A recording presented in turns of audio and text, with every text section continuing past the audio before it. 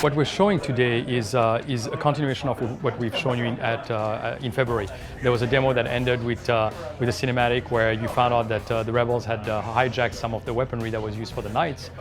And we cut that gameplay moment actually right there, and what you see here is the continuation of it, where you're in Whitechapel, you're trying to find out what's going on, you're trying to make your way to actually the London hospital, which is in Whitechapel, and we pick up where the 4 knights you only had Lafayette before, but here you're teaming up back with the other 2 knights, Percival and Igraine, to fight the rebels.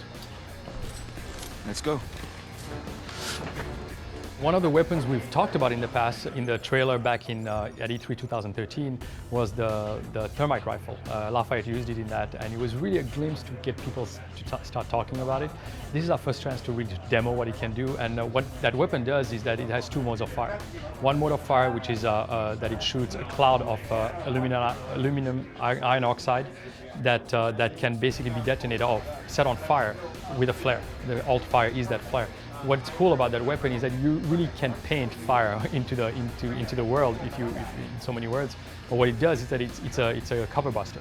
If there's somebody behind cover, you can spray the aluminum iron oxide above cover, ignite it, and the molten basically metal will rain down on whoever's behind cover and literally set them on fire. So it's really a kind of a cool gameplay mechanic to actually get them to do that and progress.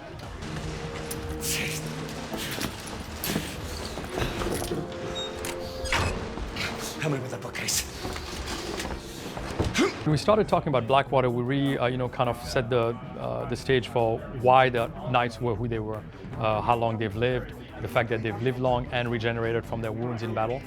And what that Blackwater is really like both a blessing and a curse, as far as the lives of the knights are concerned. They live longer, but they also see everyone else around die, so it's a very lonely, cursed life. One of the side effects of it is that for the hundreds of years they've taken it, Blackwater has a permanent presence in their body almost. And what it's given, one of the side effects of it is what we call black sight. And black sight is a mode where, as a knight, your skills are so honed that in that moment you get to experience the world in almost a slowdown, time, like a slowdown of time, and you can shoot enemies faster than they can react, and really give you again a different mode of gameplay into the core combat. Blackwater is something that not only do we have for game purposes as far as what you've seen in the demo, what we've shown in the story as well, but also something that the player will carry, and they will be able to actually use it in the game at different points in the game to get away from dangerous situations. Let's move in. They're bringing reinforcements. We're sitting ducks out here. The way we've slightly changed the way we approach our cover system, especially with the introduction of what we call Softcover, is that we didn't want players to be just attached to cover purely because it was a toggle on-off mode. What's great about our cover is that not only can you attach to it, but you can also detach to it seamlessly. I mean, really kind of roam around in this soft cover mode where you're a little more hunkered down. You have a smaller target, you become a smaller target to the enemy, and you can kind of roam around and automatically seamlessly come into cover again. The way we're changing, players from just hunkering down is that there are going to be some enemies that you're not going to be just able to be behind cover to do do certain things. You'll have to get out of cover. You'll have to use different modes, just like Black Sight that we introduced. You will have to basically get into those modes to progress in the game, and you'll see that between not only the core combat, the core range combat that we've shown, but also between the melee combat that we have, you'll see that there is a lot of diversity in the way you're going to live that moment-to-moment gameplay.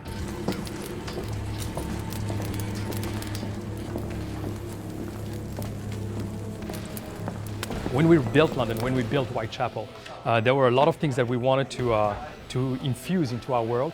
They were not only part of real lore, but also sometimes part of the mystique of what London was. For example, there are certain iconographies, in the world that you'll find in the walls of London, for example, that have more meaning than what you think.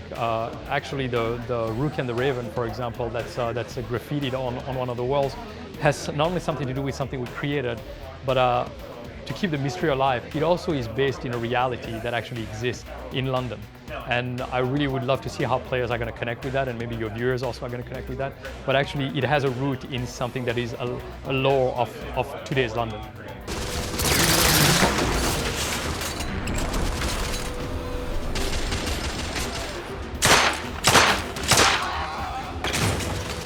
Since we started working on this project, there's one unanswered question that is still, that's still out there, and it's purposefully out there because we want people to really, we want to give the best possible exposition to that unknown, and that's the half-breed.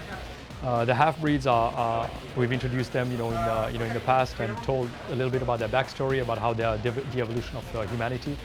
What we haven't done yet is actually really tell you exactly who they are, and in the near future, hopefully, we'll be able to basically give you more about them.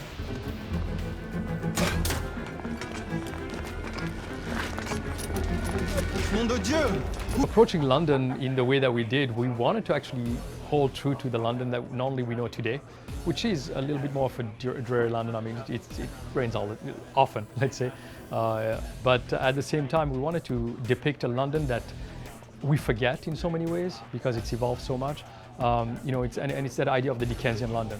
If you were to read a Dickens novel, you don't even have to have the pictures. It's amazing how when you read it, you can illustrate the whole world that is depicting in your head. And it's kind of that Dickensian London that we wanted to basically show here. That world is dirty. That world is, rough, and it's that reality that we wanted to rebuild in the Order 1886. On the first floor!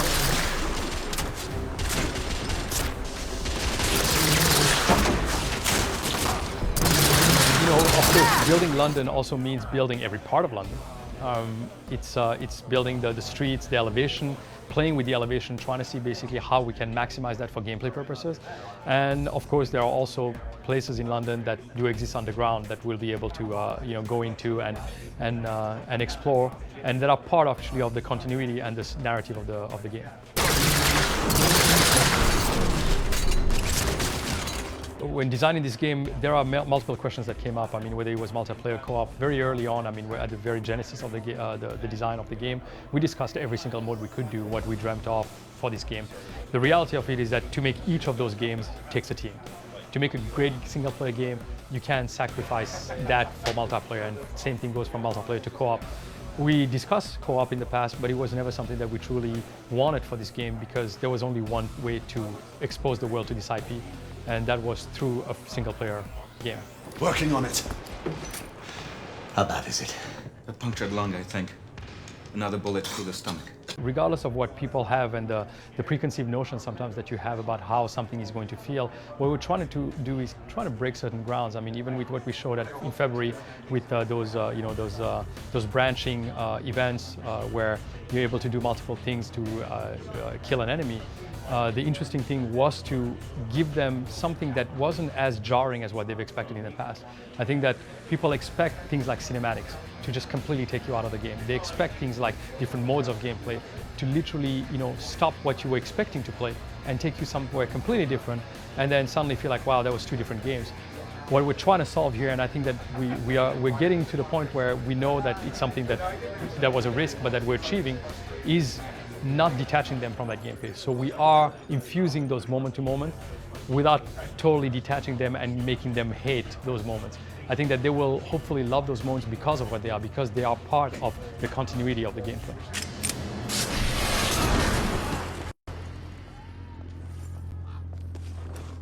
Stop for a pint, did you? Building an alternate reality is tricky because you want to infuse as much reality into it as possible with the fiction that you're creating. But reality also means infusing real people. There are certain famous figures that you're going to find in the game. There's one in particular that I'm thinking we're going to talk about very soon. That is a part of the IP, and there are other people that actually are going to come in and out of the IP that are an integral part of the story, but also ancillary part of the story as well. What did you find? They saw their first field action a few weeks ago. One of the favorite parts of the game for me has been really the blend of narrative that we've been able to achieve with this.